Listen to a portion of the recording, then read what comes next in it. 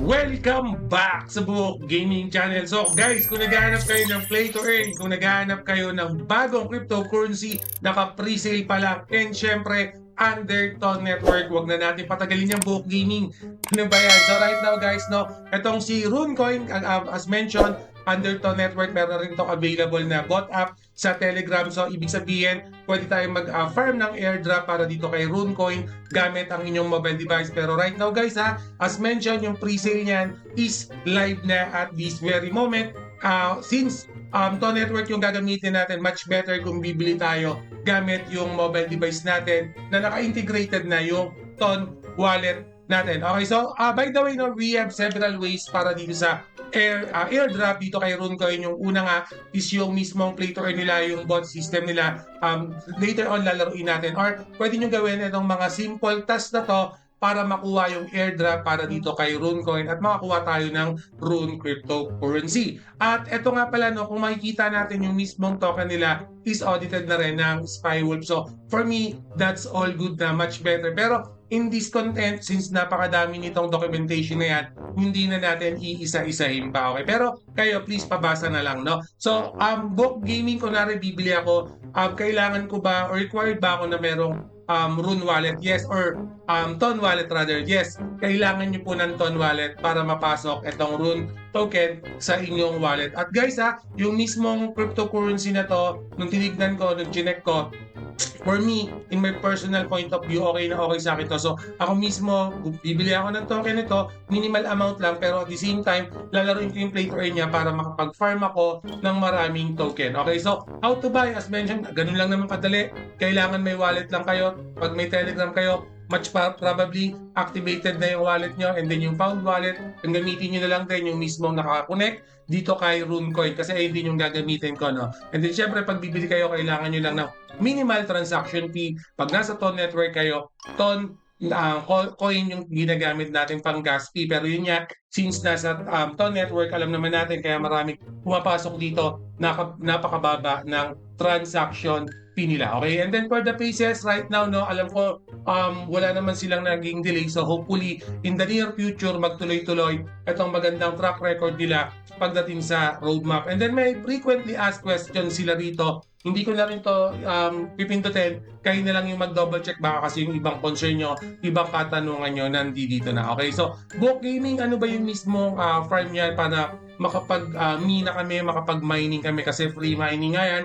So, ibig sabihin, naka-free to play tayo. And then yung Rune token na gagamitin natin, governance token na yan para dito kay Runecoin. Okay, again guys, bago natin simulan yung mismong play to earn video niya, yung mga links niyan, ilalagay ko na lang sa description. And again, bago nyo malaro to, bago kayo makabili nito, kailangan nyo ng Ton Network wallet. So, kahit desktop, for example, ito, ko-connect ko yung wallet ko. Piliin ko na lang itong Ton Network, no? So, lalabas naman yan, automatic. So, ito yung gagamitin ko, wallet in Telegram. So, mas basic for me, okay? Mas madali siyang gamitin and at the same time, mas mababa yung transaction fee niya. So, Book Gaming, asa na yung mismong game?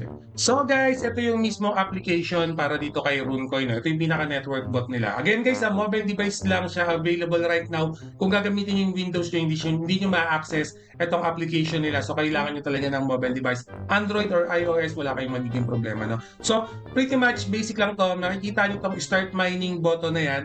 Click nyo lang yung start mining na yan. And then from here on, makikita natin, actually meron palang tatlong several crypto na makukuha dito. Pero yung pinakakailangan natin mamina rito is yung Rune. So click lang natin itong start mining.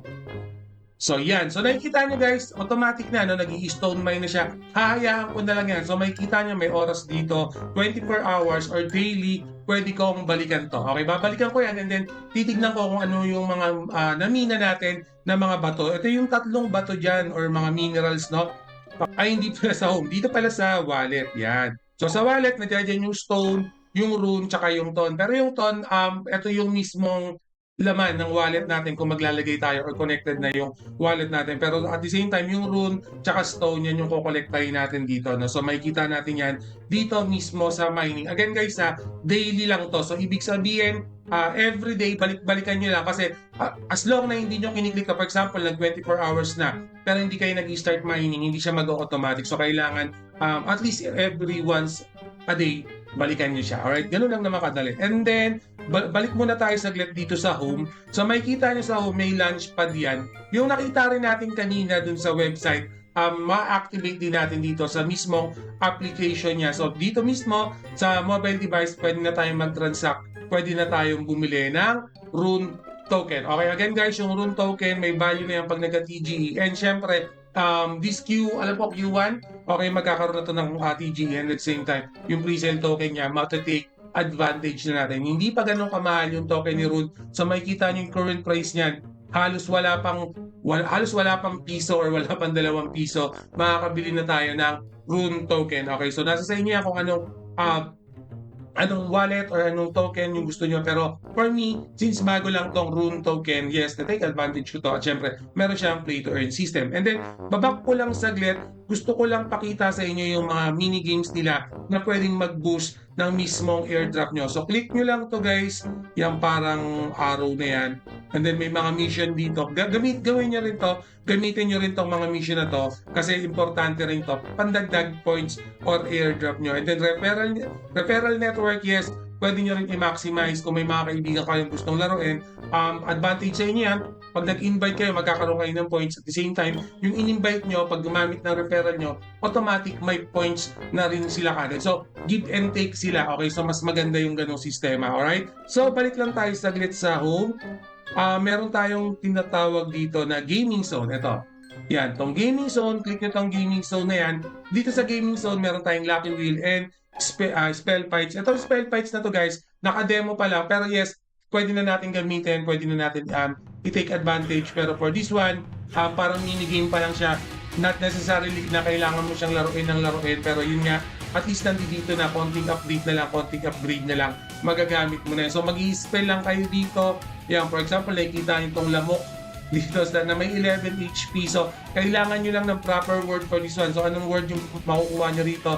Ita-type nyo lang, any word lang. For example, big, no? Nakita natin may big siya. Gamitin lang natin yung big. Yan, cast natin. So, pag click mo yung cast na yan, nabawasan na yung lamok. Meron na lang siyang 7 na heart. So, may panibagong spell na naman tayo.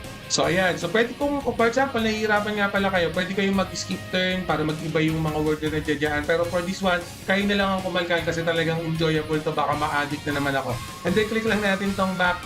Meron nga pala tayong lock. Ay, sorry, ang bilis Wait lang. Feeling successful na, nakuha ko na lang. Gaming zone, tapos Lucky Wheel, no? So, itong Lucky Wheel naman na to, similar lang din. Pero itong Lucky Wheel, guys, activated na to. Kailangan nyo nga lang ng ticket dyan na makukuha nyo sa pag-join ng group. So, ito yung mga ticket nyan. Spin, pwede na kayong makakuha ng mga item for this one. Okay, take advantage nyo itong Lucky Wheel. Yung mga ticket, again, makukuha nyo sa group, Telegram group. Ilalagay ko na rin yung link nyan sa description later on para hindi na kayo mahirapan maghanap, no? And then, syempre, yung community nila, nasa Telegram since nasa Telegram tayo, makikita nyo marami ng community, marami nang nagjo-join dito kay RuneCoin Network, alright? So, as mentioned kanina, yung mga links niyan, ilalagay ko sa description. Ito nga pala, meron din tayong leaderboard. Okay, eto, sa leaderboard, depende yan kung gano'ng kadami na yung namina natin. So, makikita natin lahat dito. Ang hindi ko lang alam, kung yung nagre-reflect ba dito sa leaderboard, included yung mga binili natin sa pre-sale or itong mga namina lang natin in-game. Pero for that, siguro tatanong ko na lang din sa dev team kung ano ba yung mga included dito sa leaderboard. Kasi parang lugi yata kung kasama yung mga binili, paano yung mga wala masyadong pambili pagdating sa leaderboard. And syempre sa season reward, talo na sila kagad kasi mas madaming mabibili yung mas may mga pera, di ba? So, again, punta muna tayo saglit sa for that one, yun lang naman, no? So, punta lang muna tayo saglit sa kanilang X account. Angat ko lang to. Yan. Okay, so ako mismo follow na ako dito. Yan, naka-follow na ako. So, although bago pa lang itong Rune Network, they already have 2,897 followers. Okay, bagong-bago pa lang. So, anyway, definitely magkakaroon tayo ng mga update dito kay RuneCoin. Yung links niyan, ilalagay ko sa description later on. So, sa mga naghahanap ng mga farming game dyan, naghahanap ng cryptocurrency, wala pa kayong punan, wala pa kayong pantalpak, double check natin tong si RuneCoin. And again, guys, always remember, Book Gaming loves you all. See you again in the next video. Salamat.